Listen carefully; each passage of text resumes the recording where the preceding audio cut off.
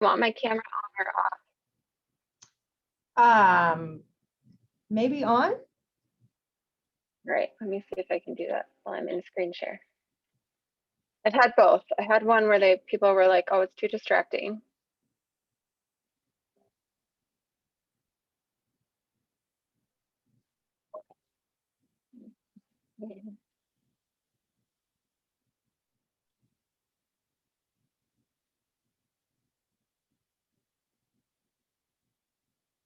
All right, and let me make sure, are you just seeing the first slide? Or are you seeing both again? Both again.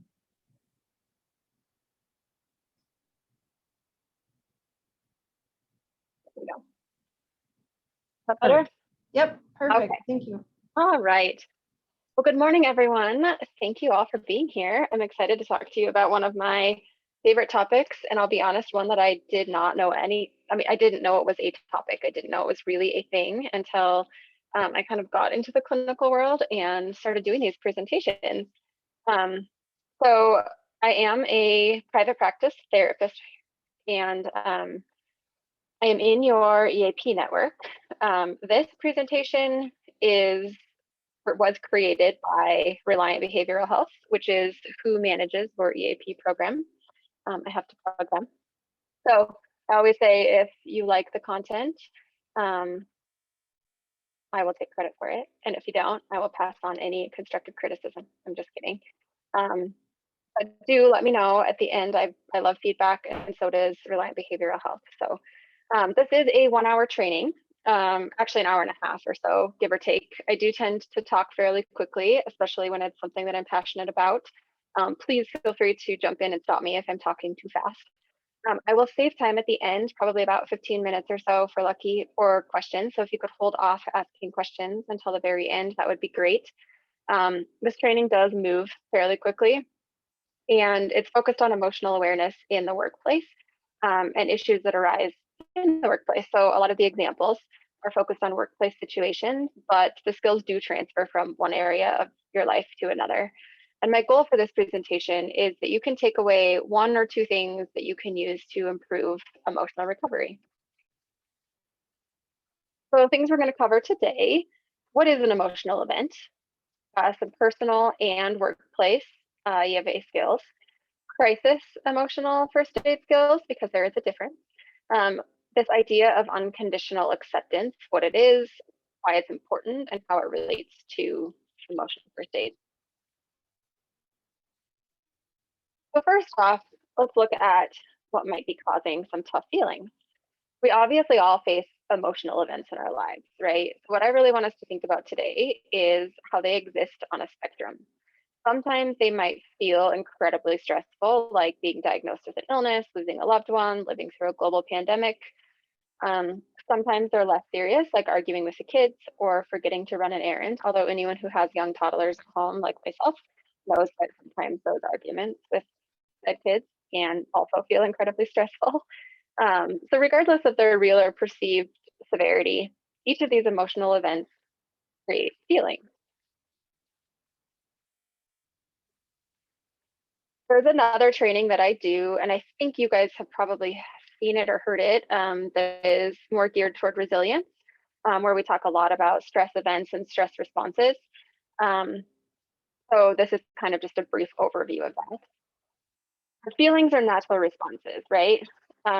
We all have them, and it's really natural for our human tendency, our human brains, to want to categorize feelings into good and bad, right or wrong. This is part of our organizational process as humans.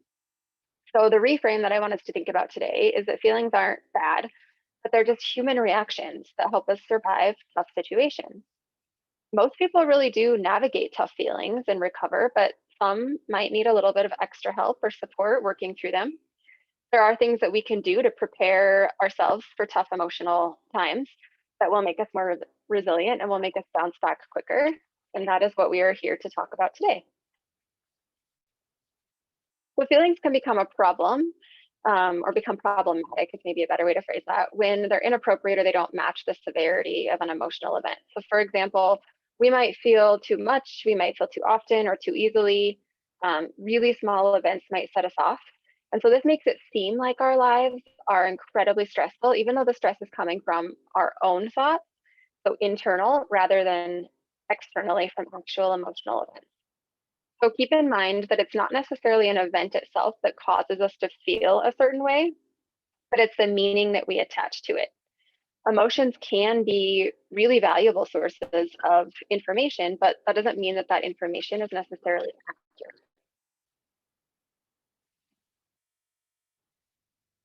I'm sure we can all relate to this idea that many people build really great habits of manufacturing or magnifying daily events.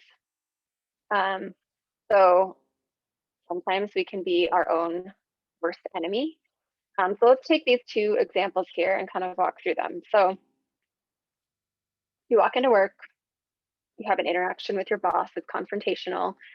You immediately have this thought pattern, these cognitive processes of this person is so mean, they must hate me, I'm a terrible employee, I should probably just quit, something similar, which causes us to feel maybe angry, some shame, some anxiety, which then creates bitterness and resentfulness, decreases our work performance, maybe makes us have a poor attitude.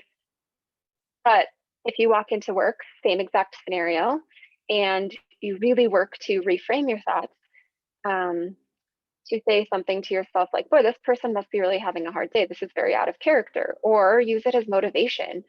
Like maybe I could do better. Maybe that wasn't the best performance that I had or the best um, product that I turned in.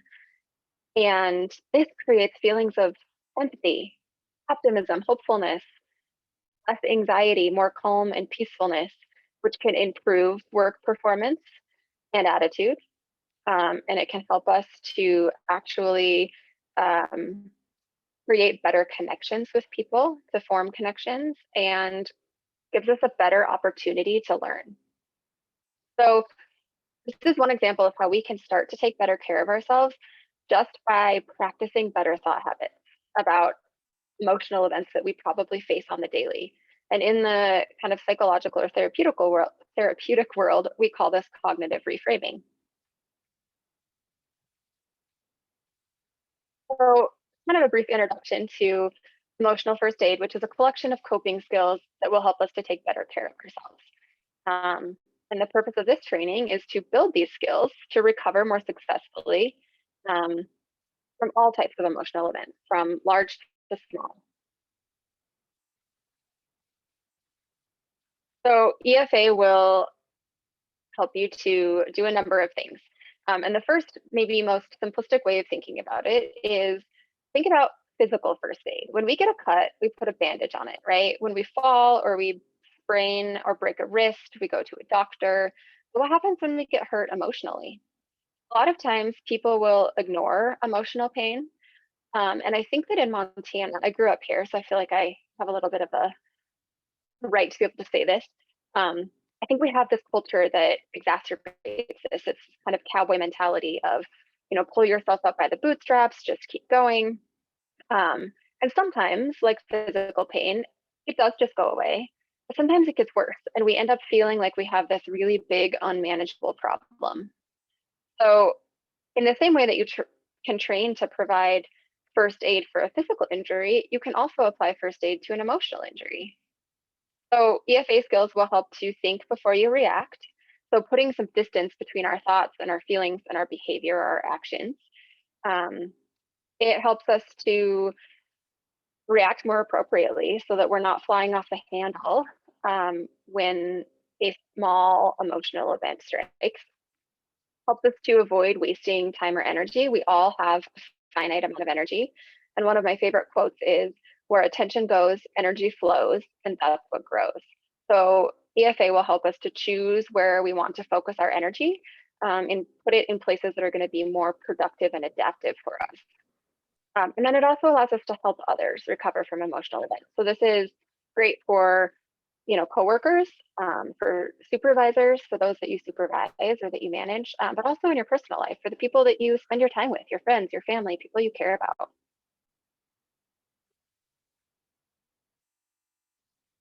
So there is a difference between preparing or managing emotional events versus physical events. For physical events, usually we take a training, maybe get a certificate. We do yearly refreshers, so things like fire drills, earthquake drills. I don't know if they're doing them at the state currently, but active shooter trainings. So in that same way, practicing EFA skills will help manage daily emotional events so that you can become more resilient. You can have those muscles trained to react more appropriately when those bigger events strike. And that's what we are here to learn how to do today.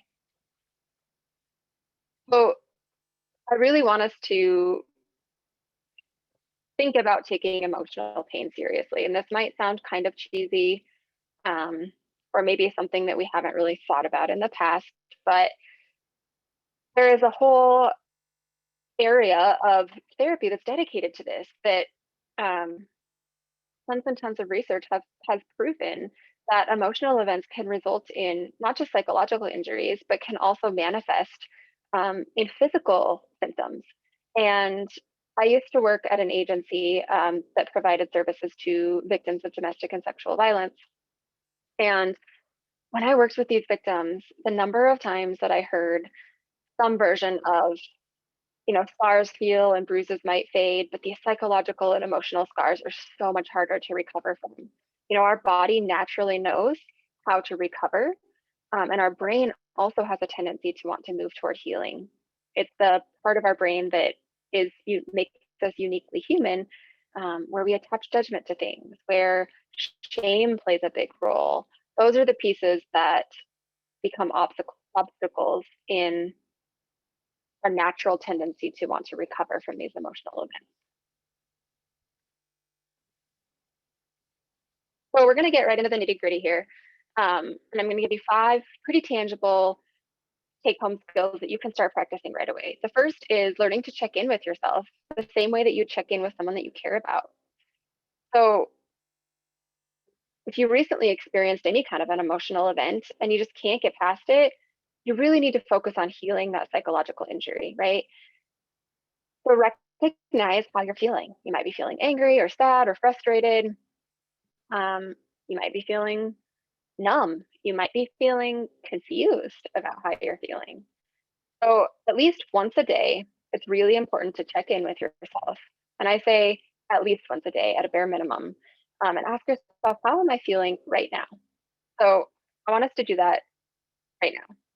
Take a second, stop what you're doing, and ask yourself, how am I feeling? Try to identify at least one emotion. This is something that's hard, and it is for a lot of people. Don't judge yourself, first off.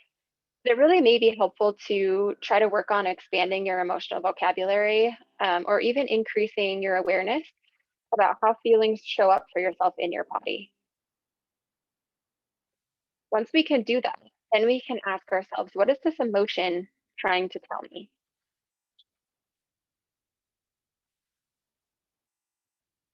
The second skill is to start to become aware of negative self-talk. We all do it. It happens to every single one of us. In fact, most people have a really well-established inner critic. We say things to ourselves or about ourselves that we'd never dream of saying to someone else, oftentimes even our worst enemy. And obviously, this has a huge impact. It damages self-esteem. It damages our ability to bounce back, our resilience. So what we really want to work on doing is treating ourselves with the same compassion that you would offer to a good friend. So the challenge here is that when a negative thought enters your mind, I want you to flip the script and think 3 positive ones. And I've gotten some feedback in these trainings that's like, 1 for 3, that's not fair, that's not equal. And I understand that. But oftentimes those negative thoughts take so much stronger of a hold that we really do need to counteract them with 3 times the amount of positive thoughts. I actually listened to a podcast, oh gosh, it's been quite a while ago now, where a neuroscientist was interviewed, and he talked about how we have, on average, humans have 60 to 80,000 thoughts in a day. And 90% of those thoughts are the same thoughts we had yesterday. So take a minute and think about that. unless your life is perfect, which is a fallacy to begin with. But unless your life is going the direction that you want it to go and you don't want anything to change, then by all means, keep thinking those same thoughts. For most of us, that's not the case. And so if you want to change that 90% of our thoughts, even just this little tiny bit, this is a great place to start.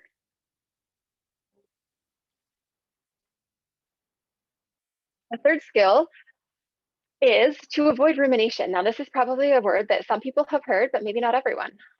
So I want to take a minute and just kind of distinguish the word rumination from worry.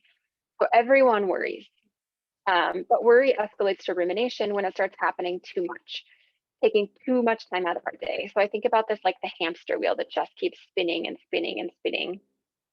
Oftentimes it's repeatedly playing distressing emotional events, perceived mistakes or screw ups. And this is not a helpful way to heal any kind of wound, right? So a lot of times we don't even realize we're ruminating because it's just happening so frequently or so often. So to disrupt rumination, try distracting yourself by doing some sort of positive activity that requires physical or mental attention. So think about things like exercise, walking the dog, playing with your kids, drawing, journaling, fishing, anything that is a feel good activity for you, but that also requires attention being placed elsewhere. Even if it's 10% of your attention, that's 10% less of your attention that can be focused on whatever it is that you're ruminating. I also had a client once tell me a tactic that she used that I thought was so creative was that she scheduled time in her day to worry. So she would actually put in her planner, like from 5 to 5:30 was a worry break. So whenever something popped up that she was repeatedly worrying about over the course of the day, she would gently remind herself that this has importance, this is valid, and I'm going to take the time that it deserves to focus on it during my scheduled worry break. But right now, I have X, Y, and Z to focus on instead. And she said what she found was that a lot of times she would get to that worry break time and she'd forget what it was that she was supposed to be worrying about. So I thought that was a really creative and clever strategy. Also just asking yourself, can I let go of some control over things that I can't control? Right? That sounds like a counterintuitive question. Ask yourself, what can I change, if anything?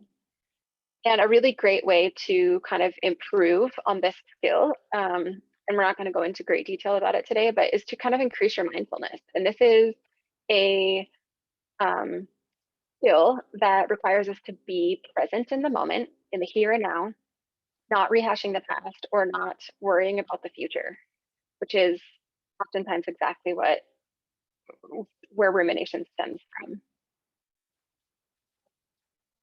So the fourth skill is to start thinking about how to do better instead of ruminating. Oftentimes, this allows us to feel stronger and to accept ourselves more. So avoid focusing on what you can't do instead of what you can do. When you experience some sort of failure, ask yourself, what did I learn from this? And what will I do differently next time? We're going to talk a little bit more about this when we talk about unconditional acceptance. Forgiveness is a huge key in this particular skill. It's necessary, it's vital to forgive yourself and move on. If we hold personal grudges against ourselves, we're never going to be able to grow from our mistakes or from our perceived failures. So, one of my other favorite quotes is grow through what you go through. Your mind is a garden, your thoughts are the seeds. You can grow flowers or you can grow weeds. So even through failures and challenges, curveballs that life throws at us, because we all know that it's constantly doing that, reframing your thoughts can help to produce more flowers and fewer weeds. So find meaning in loss. This is a challenge that can be really difficult, but reframing your thinking about a loss is really great way. Changing your narrative is a really great way of being able to increase your resilience. And loss really can be material for personal growth. So it gives us a chance to kind of rethink, to question, to reprioritize our beliefs and our values, and redefine what's most important to us. Well, I do want to throw out the caveat here that losses vary greatly. And remember that there's always, and I could encourage it all day long, but there's always the benefit of a little additional support through counseling, through your EAP network, to be able to help you through some of those more significant losses and grief. And then we'll talk a little bit more again about self-acceptance, because if we can't accept ourselves unconditionally, it's really hard for us to support others through emotional events as well. Okay, so we're going to move into some workplace skills. So moving a little bit away from helping just ourselves on a personal level to helping those around us at work. Because honestly, we spend most of our time at work, or we did pre-COVID. I don't know what people's schedules are like now, but we do spend a lot of time, whether virtually or in person, with the people that we share a workplace with. So just like we spend time training to respond to those physical injuries or crises in the workplace, remember those earthquake drills, fire drills, shooter trainings that we were talking about earlier, a lot of us don't know how to react when someone around us is needing help emotionally. And big reason for this is that those emotional injuries can be much less identifiable. And also because we don't go through a training and receive a certificate, right? We tend to doubt our own abilities to effectively help someone move through some of these emotional crises. But you can, using EFA skills, you can help people avoid psychological wounds, but you can also protect yourself from being affected by other people's emotional pain while you're at work. There is an entire component of diagnostic criteria in the psychological world that comes from secondary traumatic stress. And a lot of times those symptoms are parallel to post-traumatic stress, to what we experience when we go through something traumatic firsthand. So encouraging people to really utilize these skills in the workplace is a really important piece of emotional first aid. So I think we can probably all agree that each of us might respond a little bit differently to stressful events. And again, we'll talk more, or I will talk more about this when I do resilience training. But perception is a really key component to stress. So they've done tons and tons of studies. There's an entire book out there devoted to just this idea that our mindset is what sets stressed out people apart from resilient people. So, sometimes what's stressful to one person is not at all stressful to another person. And we can probably all agree that this is linked to how we perceive our ability to manage or overcome a problem or an obstacle. So, for example, one person might not be stressed out at all about flat tire, being stranded in the middle of nowhere, late to a really important event, but will avoid having a tough conversation with their coworker or with their boss like the plague because it causes so much incredible anxiety. I just want us to think about and be mindful of, just because something is not stressful to us doesn't mean that the person next to us doesn't feel like the rug was just ripped out from under them and their world has just been turned upside down. So here are 8 tips for helping others using some of these EFA skills. The first is being a positive listener. So when someone's stuck in a rumination loop, they might just need a good listener, someone more objective to help them move on. So listen without judging, obviously, but try to pick up on cues of how they're feeling, how they were hurt. Do they feel embarrassed? Are they insulted?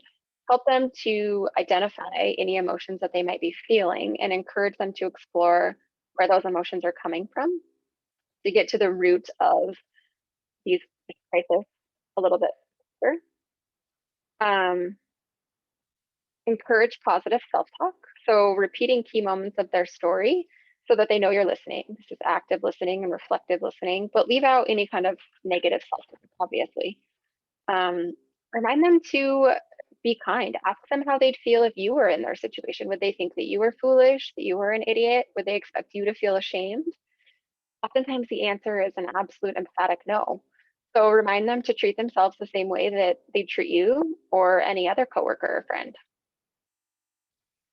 Ask them what they might do differently next time. Help them to reframe. This can really help them to move past, rather than getting stuck in that rumination loop, to help them move past the situation by planning for the future. Planning for something in the future also increases a sense of empowerment, which is a huge trait in resilient people. If possible, suggest that they talk about it with other people involved. Most people don't want to hurt others and will likely modify their behavior in the future. In fact, the number one cause of of conflict in relationships is miscommunication.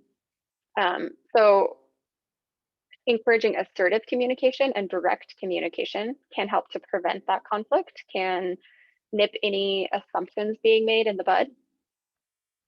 Help the person to find closure. So recommend that they write down what happened and then write down what could have gone better. Just the physical act of writing can help to bring closure and break the overthinking or the rumination cycle, because it floods the prefrontal cortex part of our brain, which allows us to think through. It's what's responsible for higher level executive functioning, thinking through potential causes and effects of behavior, of actions. And when we write something down, it floods that part of our brain with oxygen. It also links the two hemispheres of our brain, the one that's responsible for the emotional processing and the one that's more logical and linear. And it helps to lower cortisol levels, which is the stress hormone that our body is flooded with when our stress response is engaged. And then sharing any kind of mindfulness strategies that you use. Help them identify any mindfulness strategies they have that work for them already. Maybe deep breathing, maybe journaling, maybe taking a walk outside. There's some really great apps out there for mindfulness. Insight Timer, Calm, and Headspace are probably my three favorites. But share with them anything that works for you. A lot of times people are a lot more apt to try something new if it's coming from someone that they know and trust, if that recommendation is coming from them.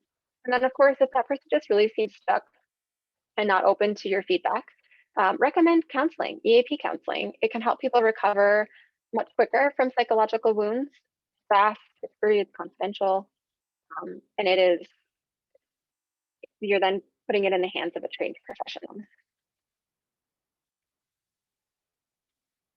I don't know if this is going to work. I'm going to try it.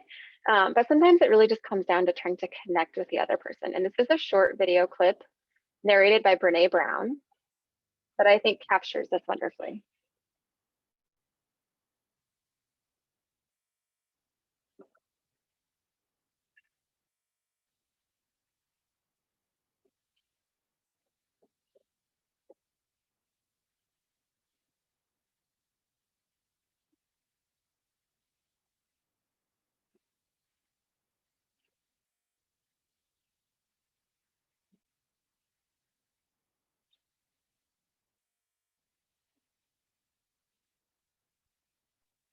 Is it supposed to have sound? I'm sorry, did you say it doesn't have sound? Yes. Oh, all right. Well, I'm not sure why, but I would encourage you. Oh, when you hit share, there's a thing that you need to click to say that you want to share the audio. I don't see it, but I'm not gonna pay too much attention to it. I'm just gonna say this is a very cute video. If anyone wants to watch it, just Google empathy versus sympathy, Brene Brown. It will give you, I think, great info. I am very much a visual learner, so I like to incorporate some of these little short clips into some of my training, so it's not just words on the screen.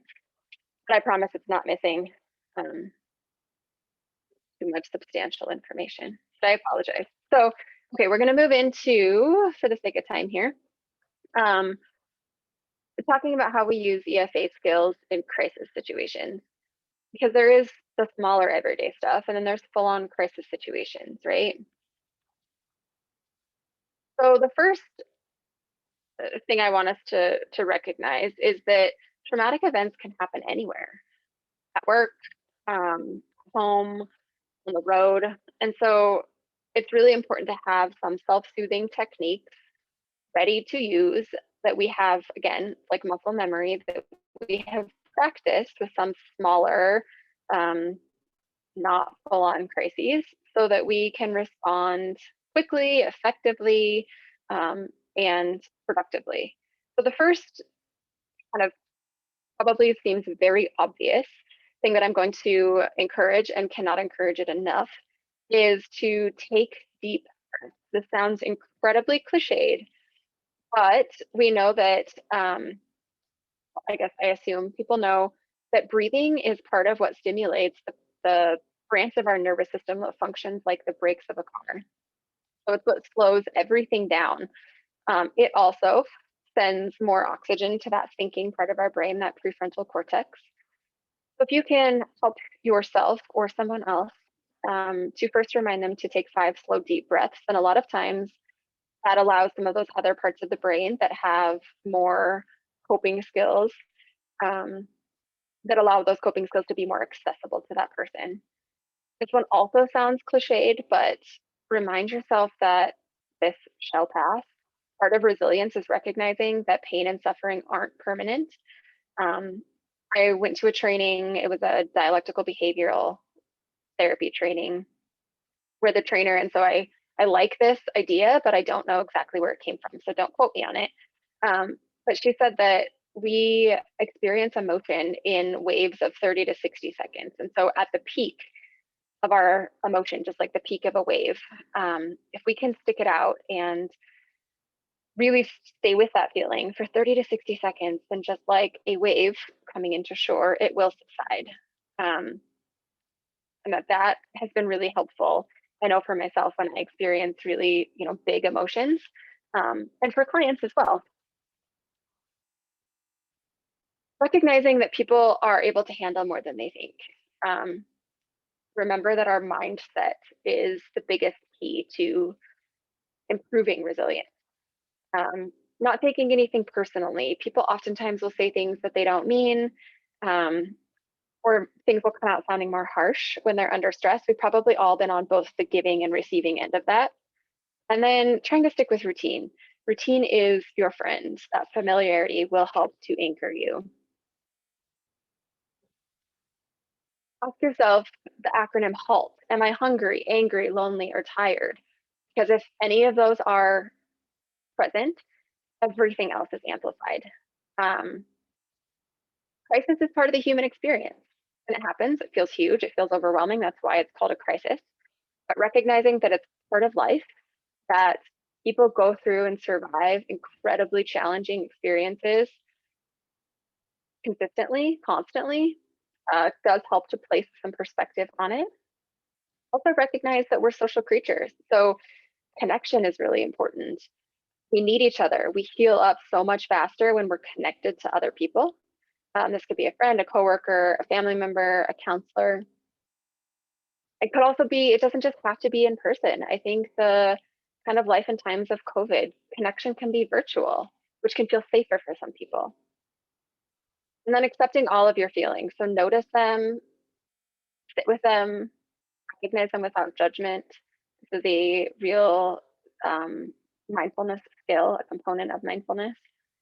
And remember, I think this goes without saying, but some of these skills are for immediate use and some are for over the course of a initial crisis. So obviously, if a building is on fire, you're not going to be worried about if the coworker in the cubicle next to you ate breakfast that morning. So we really want to utilize these skills kind of in order.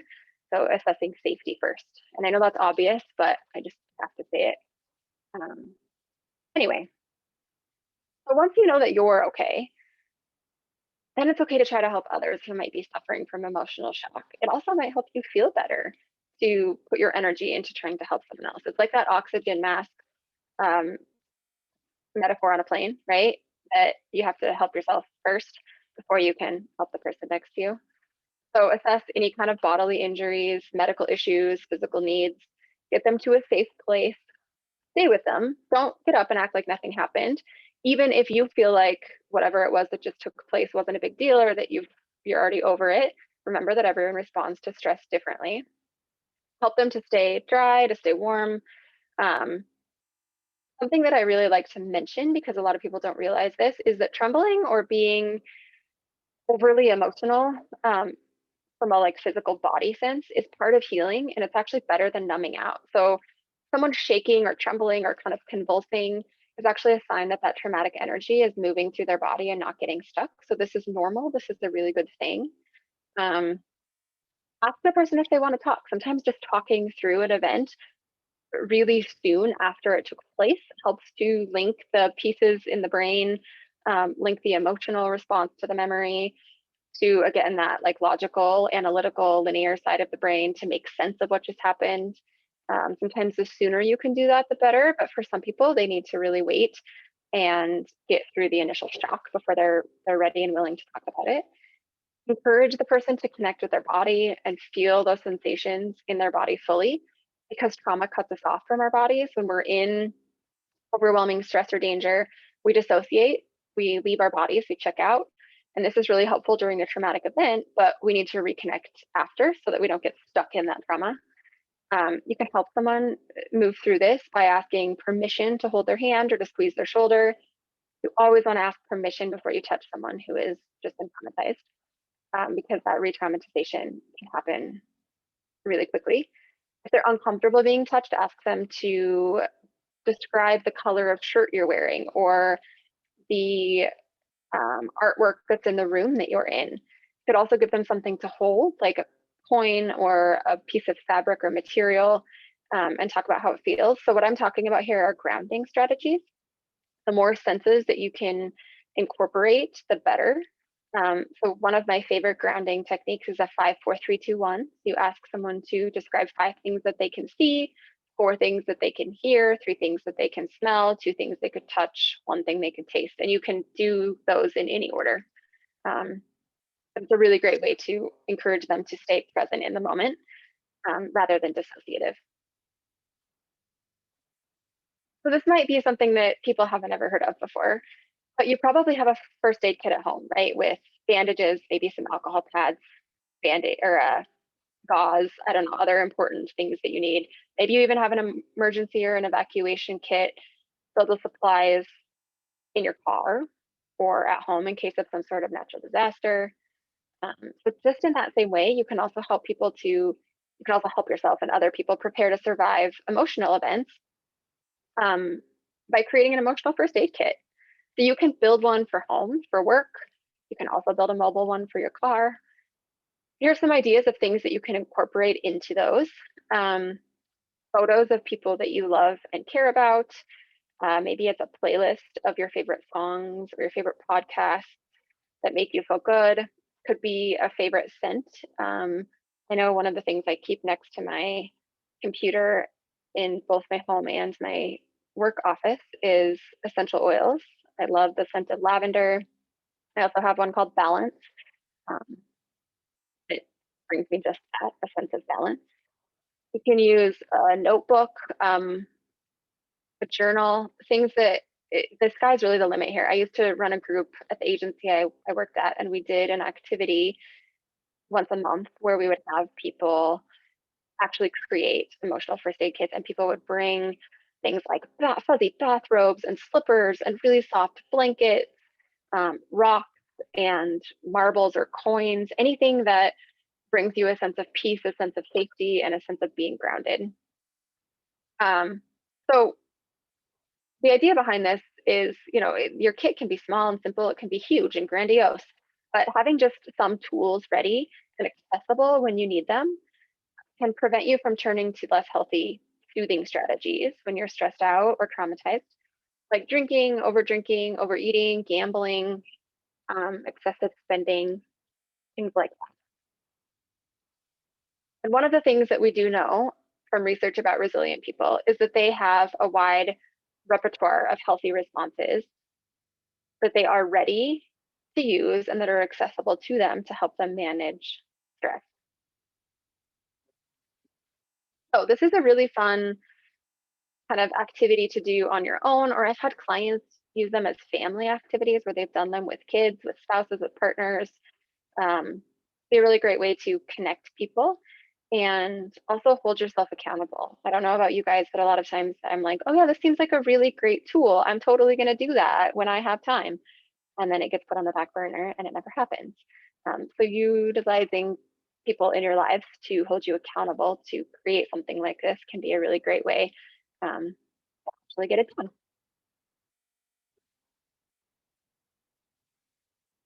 So I know it sounds obvious, but believing that you'll recover is probably the most significant first step in recovery. So plan to recover from big or small events in advance. If we believe that we'll never be okay again, we probably won't. So a really great reframe for that is when something is overwhelming, say to yourself, it feels like this will last forever, but I know that it won't. And then take action. So consider some of these suggestions on this slide or choose some other things that you already know work for you. So if you know what you're going to do following an emotional event, like go for a walk, call a specific friend, then you'll feel more prepared to recover from challenges when they do show up for you. But just like that emergency action plan that you probably all have in your workplace or at home to plan for some sort of external crisis like a natural disaster, having a plan to deal with a psychological crisis helps us to recover and to heal much more effectively.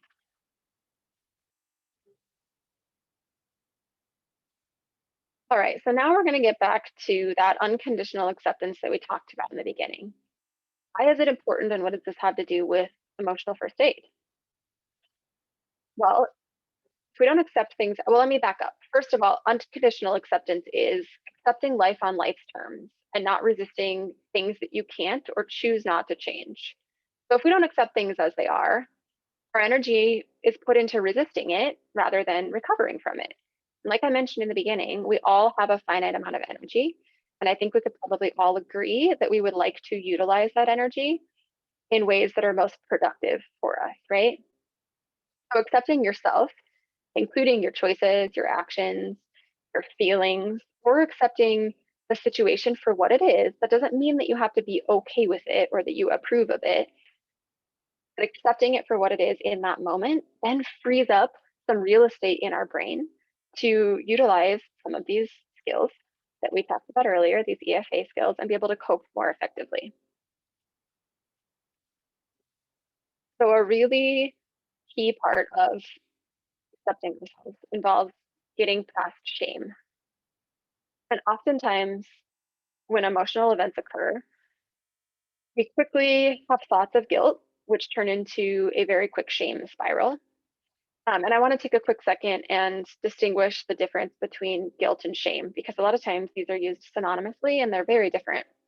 So guilt is, it focuses on behavior and shame focuses on self. So guilt is like, I made a mistake, and shame is, I am a mistake. I am flawed. I am inherently unworthy of success or of love and belonging. So shame really blocks us from accepting ourselves.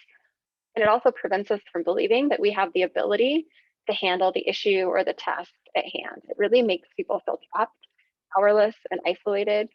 It really is probably it probably is the number one obstacle to increasing our resilience. Shame also keeps that internal reel of negativity and criticism and judgment rolling, that hamster wheel of ruminations, of past failings, of not being good enough, worthy enough. It keeps what we do and think and feel a secret. So shame does thrive in secrecy. So if we can shine a light on it, recognize it, acknowledge it, then shame has so much less power over us. Shame is also a really common feeling with people who are excessively drinking, who are using drugs, who are even thinking about suicide. And it can really make people act defensively, in angry, and really hot, with a lot of anger and really high anxiety. And so that can make it really hard to connect and form meaningful relationships with people.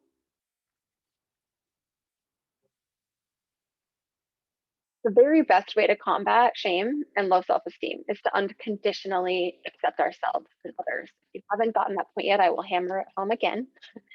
The goal here is to really start thinking and feeling differently about ourselves. We can practice a new way of thinking, of feeling, of saying and doing something until it becomes a habit that can compete with our old habit of shame. There's this word, this term called neuroplasticity. And that is that what fires together wires together. So every time we think about something differently, we experience something for the first time, new neurons in our brain are firing together, or firing, excuse me. And over time, if we can engage in that pattern of thinking or that new behavior consistently, then those neurons will eventually wire together. And that is what becomes the superhighways in our brain for cognition, for thought processes, and for behavior.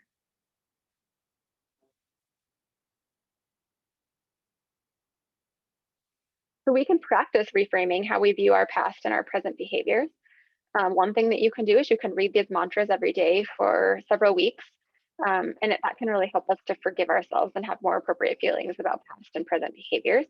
I can also, I know that I've plugged it a couple of times, but encouraging mindfulness, because one of the prongs of mindfulness is adopting a non-judgmental attitude about ourselves. And I can guarantee that that will improve unconditional acceptance. Self-compassion is also another huge area of study that is found to be helpful in improving our acceptance of ourselves. When we can accept ourselves, it also helps us unconditionally accept others, which means that when we have conflict with people, we're less likely to take things personally. We're less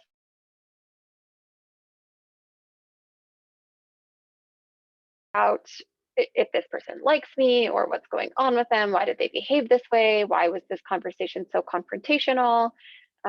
We can recognize that we have the choice to we have the choice that allows us to preserve our energy and put it towards what is most productive. Accepting others will also can increase connection because it allows people to feel safer reaching out to you, telling you things. You're someone that they can trust, they know will be not judgmental, because they are probably already beating themselves up for whatever because like we talked about, we all have that inner critic that's pretty well established. And so they're probably already saying things to themselves that are harmful and hurtful enough, and they don't need you to reiterate them. And then also, the more likely someone is to come to you for help, and you can accept them for who they are and where they are, you'll be able to hang in longer and be able to really help them move through a crisis or an emotional event or a psychological injury. And I know this can be really helpful in the workplace, especially in like supervisors and supervisees, the people that you manage. Because that is part of your role as management, right? Is to be able to be there and offer support to coworkers, to employees. So I just want to clarify that unconditional acceptance doesn't mean that we're saying abuse is okay or that unfairness or injustice is okay, or that what we did or what someone else did was just fine and that we'll just keep making the same mistakes over and over. It doesn't give us a hall pass to not make changes or do different. I believe that we all do the best that we can in the moment with the knowledge, with the skills, with the abilities that we have, but that doesn't mean that we get that hall pass to not learn more, to increase our awareness and our education so that we can do better. It also doesn't, it's not that we're saying that we're happy that our building is burning down or that the person in the cubicle next to us is really struggling, but it means that we're accepting the present circumstances for what they are, and we're recognizing what, if anything, we have control of, and asking ourselves, this is what happened, what needs to be done to manage it and to move through it. So I hope that that provides a little bit of clarification, because this is can be a pretty gray area, and I get a lot of questions about this when I do these presentations. So again, if you haven't heard me plug it enough, EAP counselors are also a really great resource to help you build more of these coping skills. This was an incredibly brief overview of some honestly pretty intensive subject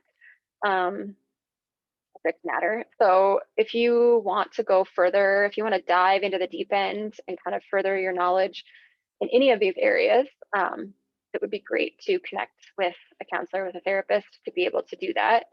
And here is how you can do that. And there's also a personal resilience coaching and training program that is offered to you through Reliant Behavioral Health, through your EAP network, that can really help build on resilience and EFA skills. So there's some contact numbers for you, or Randy, I think, could probably help get you in contact with the right people there as well.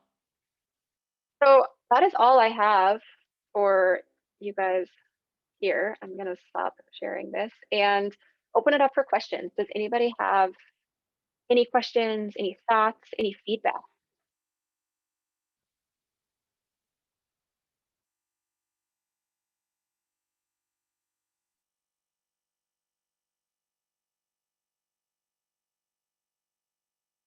Well, I either just nailed it or everybody's asleep on a Monday morning. Well, it's afternoon now.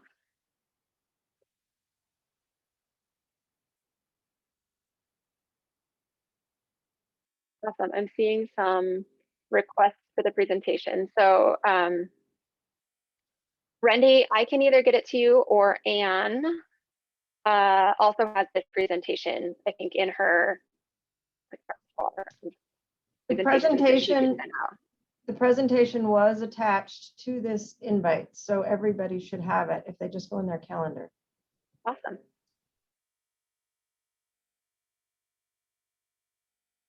Cool. And people found this helpful? Can you make this a recurring event? I would love to. I would love this presentation to be made available constantly. I feel like this is one of those subjects too, that depending on where you're at in your own personal journey with your own stress load, quite honestly, different pieces of it can be more helpful at different times. So I think you could take this training multiple times and get something out of it every single time, even as a refresher, right? Like that's what I was talking about with, we go through refreshers for fire drills and earthquake drills, even though we probably all think we know what to do, they're helpful. So I think that this could be something that would be just as helpful as a refresher. And as I said, it is being recorded and we will post it on the hub under employee resources. So, and also on the mental health awareness page on the hub. Awesome. Well, I know that I said I talked fast. I didn't mean to talk so fast, but I got you guys out of here a half hour early. So maybe use that as an opportunity to start building some of these skills and go do something for yourself, because the better self-care you have, the more able you are to practice these skills. So go take a smoky walk around your work building, or get a cup of coffee, or do something enjoyable. And thank you all for attending, and for the feedback. I really appreciate it. Is the recording shareable? It will be posted on the hub, so any employee who has access to the hub can access it. Okay, thank you. Thank you, Cody. Thank you. You guys have a great rest of your Monday. Bye-bye.